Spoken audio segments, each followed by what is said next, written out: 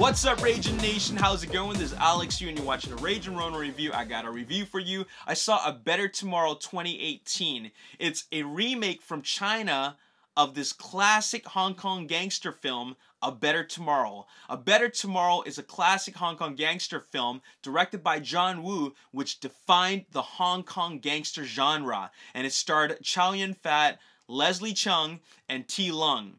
And this classic film is celebrated by not just Asian cinema fans, but also filmmakers like Martin Scorsese and especially Quentin Tarantino. In any case, this is a classic defining film.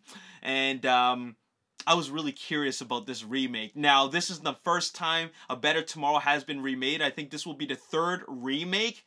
And then it also spawned a spin-off and 2 sequels. So you can obviously tell that there's a lot of love for this film. But, you know, did anybody really ask for another remake of this film? I knew it wasn't going to be good. I just knew it was not going to be good. But why did I watch it? I was just curious. Like, I love the original so much. I was just curious, how are these Chinese filmmakers going to make this one same but different? Because it is a remake. Essentially, it's the same story, but how are they going to modernize it? And they did, not successfully, but they did by definitely making it modern. But I was curious about how they're going to recast these classic characters. You got the main gangster, you got the gangster's best buddy, who was played by Chow Yun-fat, and then you also have the brother of the main gangster, who's a cop.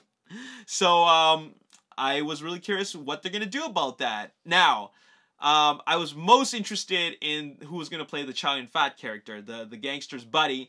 And, you know, you got this young guy who's really, really cocky looking. But the problem with what the remake does is that they just think that that character is just cocky and tough. It's more than that. You need to be charismatic. You need to also be, like, you need to also carry scenes on your own with just, like, intensity. And this actor really doesn't do a good job with that at all. He just feels that, I think what he did was that he really tried to play a version of Chow Yun-fat's character, and that's not good enough. But I respect the fact that he created his own version, but it just didn't totally work for me. Now, as for the Leslie Cheung character, the cop character, I felt that they just wanted to cast a pretty boy. I mean, he didn't really capture the soul and heart of that character who was struggling so hard to really, you know, be a cop and also a brother at the same time. It really didn't capture that. I didn't really feel that at all. I think they just cast him as a pretty, because he was a pretty boy.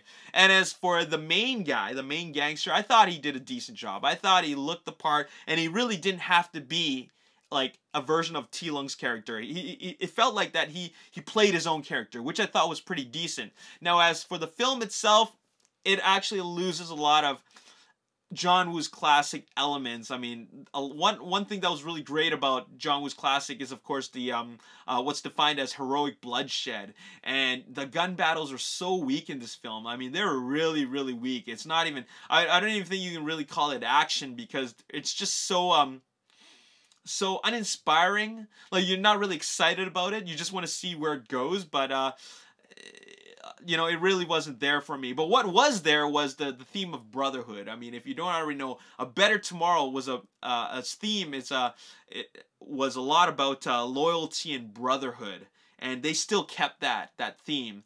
But they made it a little bit too gimmicky in trying to remind the fans or the viewers of this film that this is a remake by putting a lot of what do you call it, Easter eggs. They put like a little bit too many Easter eggs, too repetitively, to the point that it was distracting. I was thinking, okay, we get it. This is a remake. You want to play tribute. You want to pay tribute to the original. I get that, but you're doing it way too much to the point where it's gimmicky and distracting.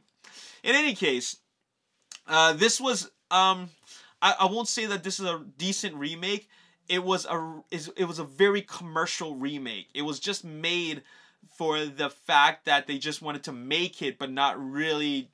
It was very half-assed. But I'll still give it a 4 out of 10 for effort. 4 for effort. But in no way a good remake. In no way a great film at all. But I still respect the fact that they tried to do some things that are different about it instead of just making a carbon copy of the original. So there you have it. If you're curious about checking it out, do check it out, but I don't recommend this film, so I'll give it a 4 out of 10. Anyways, as always, if you enjoyed this review, hit that like button, subscribe to the YouTube channel, like me on Facebook, The Ragin Nation, also follow me on Twitter, Ragin Nation. My name is Alex, thanks for watching, I'll see you next time, peace.